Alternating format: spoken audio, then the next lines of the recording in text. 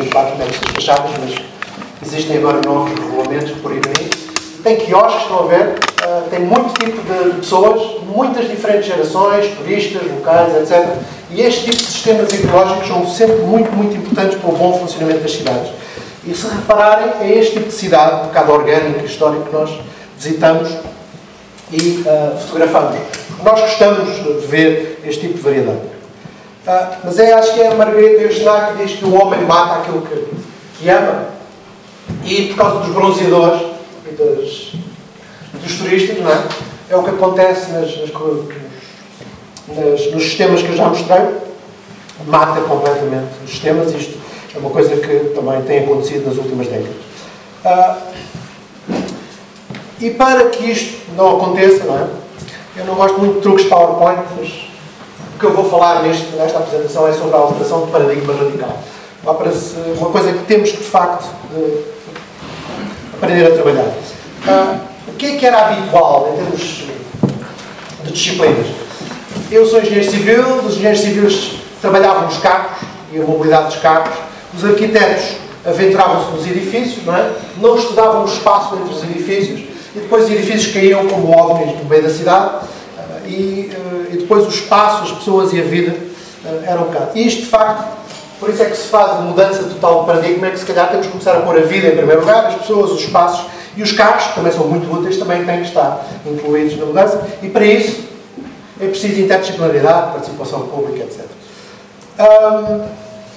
Então, cidade invadida. Reparem que isto é um slide do princípio do século XX e isto é quase a mesma fotografia dos corais. Está aqui muita gente, espaço político, de debate, as pessoas estão aqui em conversa, a dizer mal do governo, há aqui muitas gerações, há aqui de facto uma vivência urbana muito rica. E reparem, na frase nós matamos aquilo que amamos, eu fui ao Google Maps e tirei exatamente o mesmo enquadramento da fotografia anterior e reparem que o panorama, não é? É muito diferente e nós fizemos coisas. Está ali um peão, encontrei um peão, e de facto é incrível o que é que nós fizemos no século XX, de maneira a matar, de certa forma, os ambientes que eram bastante ricos. E isto é uma imagem que as pessoas reconhecem imediatamente como a vivência das cidades portuguesas, e não só, mas de facto é isto, não é? E se tivéssemos tubarões naqueles precipícios, se calhar percebia-se melhor um bocado o que é que quer dizer. E se nós olharmos para o Google é muito importante para percebermos, não é? Para vermos como é que são as nossas cidades de fora. E no Google, não é? Começamos a perceber que isto é uma cidade um bocado bêbada, de uma energia barata, que foi uma energia do século XX, petróleo barato, e que fez coisas impressionantes. Vocês estão a ver, estão ali numa escola, um bocadinho acima, alguém ou uma criança que viva deste lado, para ir para a escola, se calhar precisa do carro, o pai ou a mãe meter-se no carro, fazer 2 ou 3 km para ir à escola, porque ninguém vai mandar uma criança ir àquela escola. E por aí fora, portanto, isto são imagens, por acaso são de Lisboa, mas eu acho que qualquer sítio, qualquer cidade do país tem este tipo de imagens. Nunca estudamos tanto e nunca fizemos tão mal. Isto parece um bocado estranho. E fizemos isto foi mais ou menos a urbanização do século XX. Reparem que há aqui boas intenções. Como há muito tráfego às vezes na grande avenida, os arquitetos tentaram pôr os peões na parte traseira para as pessoas se sentirem mais confortáveis. Só que as pessoas sabem, quando andam neste tipo de ambiente, na parte de trás das casas, sem lojas, sem nada, é terrível. As pessoas têm medo. Não é? Mesmo as crianças que vêm da escola, às tantas ficam sem telemóvel, sem ténis, porque de facto são ambientes perigosos. E isto foi assim. Não é?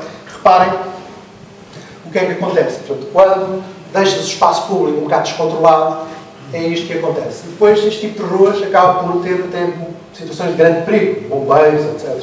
Portanto, ambulâncias, bombeiros, etc., não conseguem entrar nas ruas. Mas, como é óbvio, há outras maneiras de ver, mas este é outro slide que eu tirei, por acaso fui eu que tirei do avião, e só quando cheguei a casa é que eu reparei o medonho que isto é. E eu apresentei durante muitos anos, 2 crianças a conversar, porque aquelas conversam com o telemóvel, porque de facto têm muito pouco contacto. E as crianças neste momento estão de facto fechadas nos seus apartamentos, a jogar não é? Computador, e têm muita dificuldade de contacto entre si. Não é por acaso que passam a noite ou os dias a falar de computador. E isto parece uma piada, mas pode ter consequências muito graves. Eu fiz um trabalho com o Gulbenkian com a análise de crianças que iam a pé para a escola e crianças que iam de carro para a escola. Eu nem vos vou dizer. Fizemos uma coisa, um teste, foi que as crianças faziam um desenho sobre o seu percurso de casa-escola. Eu não vou-vos dizer qual é das crianças que vai de carro e qual é que vai a pé, mas percebem que isto pode ter uma influência enorme no seu desenvolvimento psicomotor. Não é? Portanto, não sabemos bem qual é a influência que isto pode ter numa idade adulta. Mas claro que as cidades, isto é Espanha, Espanha trabalhou muito bem durante a última década. Isto parece fácil, eu podia estar aqui horas a falar deste slide, mas este slide tem coisas muito boas. Tem um bom passeio, o passeio não usa a pedra e a calçada portuguesa, portanto é mais confortável. Todo o equipamento está encostado ao Lancil, estão a ver um espaço para as pessoas se sentarem, quanto as pessoas mais idosas, a árvore está bem localizada, todas as caixas técnicas estão enterradas, portanto não há caixas técnicas no meio do passeio. E isto é politicamente muito difícil. Eu conheço os técnicos que fizeram este projeto, eles disseram que já houve estacionamento até onde está aquela senhora de amarelo e houve baixos assinados, os comerciantes disseram que esta rua ia à falência se tirassem o estacionamento e, portanto, houve aqui um processo político muito complexo, mas passado 2 décadas, ou 1 década mais ou menos, esta é uma das ruas de Bilbao mais interessantes e com mais...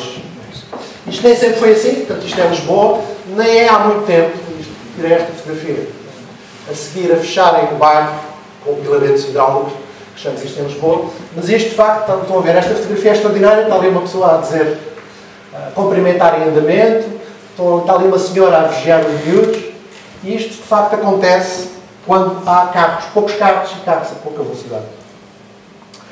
E a questão dos idosos, quaisquer cidades europeias está com a população idosa crescente, não é? E os idosos têm muita dificuldade em lidar com altas velocidades e excesso de carros.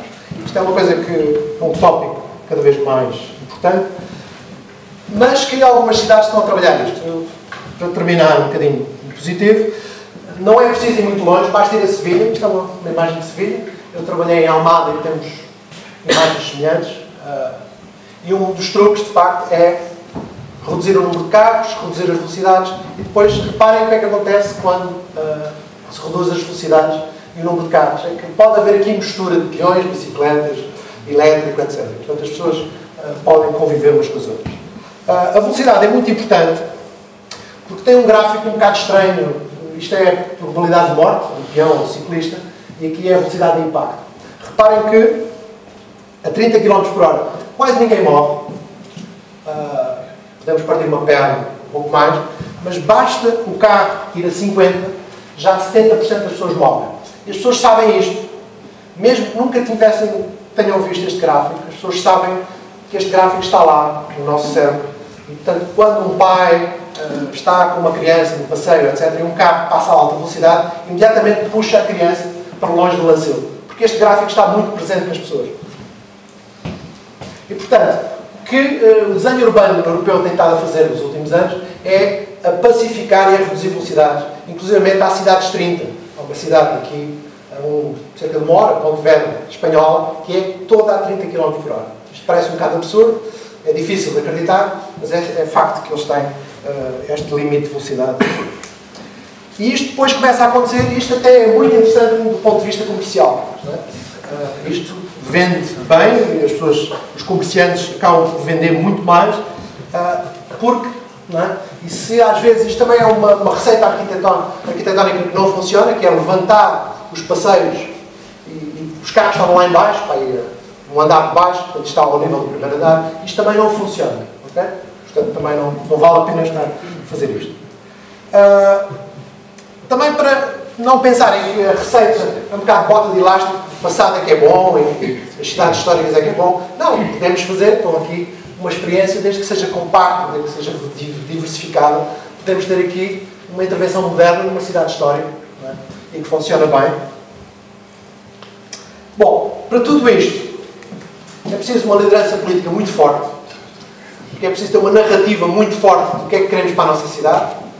Eu acho que se um dia puderem convidar, por exemplo, o Al-Qaeda de Pontevedra, é uma delícia ouvi-lo, porque ele, de facto, tem uma visão, consegue convencer as pessoas, consegue convencer uma audiência e, imediatamente, consegue, para fazer uma cidade de 30, imaginem a dificuldade que se pode ter para convencer uma audiência que 30 km por hora é a melhor maneira para andar dentro da cidade.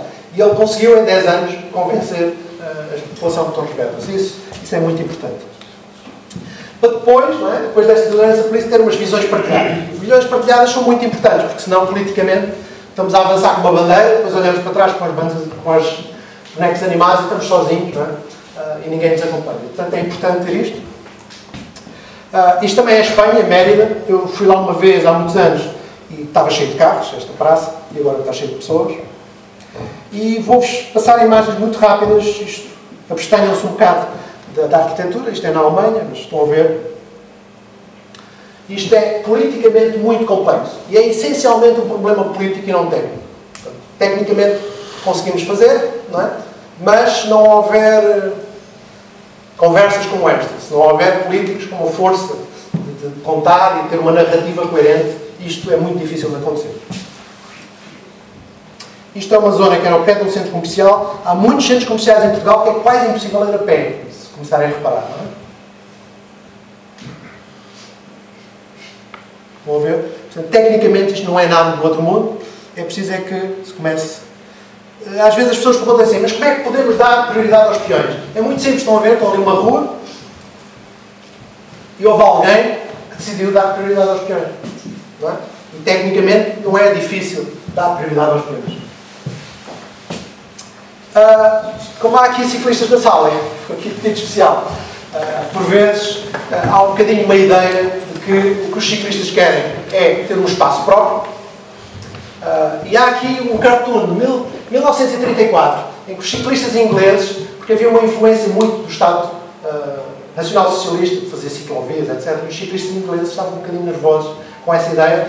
E houve alguém que fez um cartoon muito engraçado, em que, num sonho tecnocrático, não é? Em que todas as vias tinham velocidades diferentes. Estão a ver? Há ali vias rápidas, vias para ciclistas, vias para peões.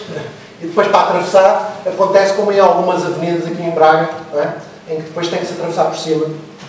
E isto é um dos truques, não é? Que nós temos que estar atentos. Porque muitas vezes estamos a dividir o tráfego. Em vários tipos de velocidades estamos a gerir mal a velocidade, tal como eu disse. Nunca se esqueçam que a segregação ou a integração é uma questão política. Não é? Com uma política diferente, a segregação seria assim. Não é? Mas, portanto, os critérios de segregação e integração são muito importantes e tem sempre política lá. Muito rapidamente perceber que ciclovias bidirecionais são perigosas. Estão a ver ali aquele número de 92 acidentes, porque aquele ciclista que lá está vem em contramão. Okay? Portanto, as pessoas sentem-se seguras porque estão longe do tráfego, mas chegam ao cruzamento e morrem. Portanto, isto é perigoso.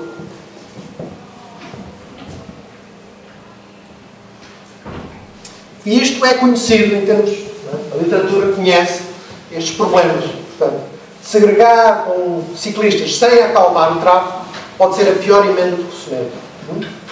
Portanto, não é uma maneira de assim, então vamos pôr os ciclistas numa ciclovia e isto fica resolvido. Não fica resolvido de uma forma tão simples. Finalmente, os últimos slides. O tráfego não é uma fatalidade. Houve durante o século passado, falou-se muito da indução, isto é, se nós fizéssemos autoestradas, túneis, grandes avenidas, etc., chamávamos mais tráfego. Isso é uma coisa muito estudada e que foi provado. Cerca de 20 a 30% de tráfego aumenta quando fazemos mais estradas. Mas há uma coisa muito interessante que é mais difícil de provar, que é a evaporação de tráfego. Isto é ao contrário, é quando retiramos capacidade, o tráfego não vai para outros sítios. O tráfego, em parte, vai para outros sítios, mas cerca de 20 a 30% pode desaparecer. E é um bocado difícil perceber, às vezes, para onde é que ele vai. Mas é objeto de microdecisões. As pessoas ou mudam de destino, ou mudam de origem, ou juntam duas viagens, em vez de fazer duas viagens, fazem só uma, ou, por exemplo, mudam de modo de transporte, passam a ir de autocarro, ou passam a ir de bicicleta. E, portanto, todas estas microdecisões somadas faz com que retirar capacidade viário não quer dizer que é o caos completo. Se vocês pensarem, isto é um fenómeno de evaporação dos peões. Retiramos capacidade aos peões e eles ficam em casa. Estão a ver?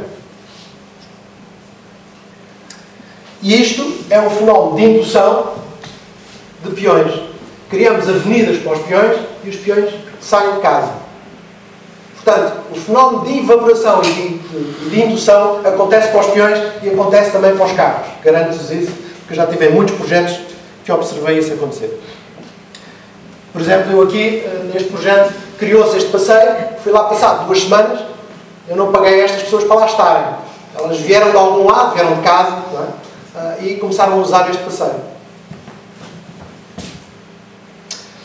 Para terminar, é o último slide. É só contar uma história. Há o Jaime Lerner de Curitiba, mudou muito Curitiba, é o Presidente da Câmara de Curitiba. E ele, quando o professor Carmona Rodrigues era Presidente da Câmara de Lisboa, disseram que o Jaime Lerner ia parar no aeroporto de Lisboa durante umas horas para ir dar uma conferência a Londres. Então foram lá de Mercedes buscar o Jaime Lerner para ele ver Lisboa e numa noite muito chuvosa de inverno andaram a ver Lisboa com o professor Carmona Rodrigues, que era Presidente da Câmara de Lisboa, ao lado e a contar-lhe os problemas todos que Lisboa tinha. O Jaime Lerner, para quem não conhece, apesar de ser brasileiro, é muito calado, porque é do Sul, fala pouco, não diz muito. No fim, o Carmona Rodrigues vai para o aeroporto, não deixá-lo, passado umas horas, e está um bocado nervoso porque ele não diz nada, não é? E o Jaime Lerner diz-lhe o seguinte: eu não vou fazer por não ser brasileiro, não sei. Diz assim: você tem aqui 2 problemas. Um é fácil e o outro é difícil. O que é fácil é porque só precisa de uma lata de tinta. Estão a ver? O difícil é a sua cabeça. Claro que isto não é um insulto ao professor Carmona Rodrigues. É a nossa cabeça. É a nossa cabeça que precisa dar aquela volta que às vezes não consegue dar. E, portanto, é uma piada geral.